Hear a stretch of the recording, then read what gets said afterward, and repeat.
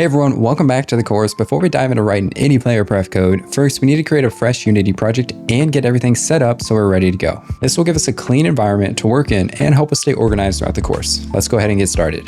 Okay, so I'm in the Unity hub right now, so you probably already know how to make a project, so we won't stay here too long, but click new project. Make sure your editor version is Unity 6, click Universal 3D, and project name, I'm just gonna do something like PlayerPrefs _course, something like that. I'm not going to use a Unity version control, but also make sure your location is set to a good place. And as it creates a project, I'm going to skip forward and I'll see you guys soon. Okay, my project has finished loading. First, what you're going to do is you're going to make the display yours.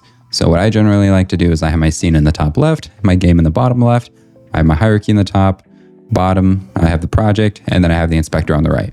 Go ahead, make your display however you want, your layout. And then next, we're going to edit our play mode settings and our play mode tint. So to do the first step, we're going to go to Edit, Project Settings, Editor, scroll all the way down, and you're going to have this Enter Play Mode Settings.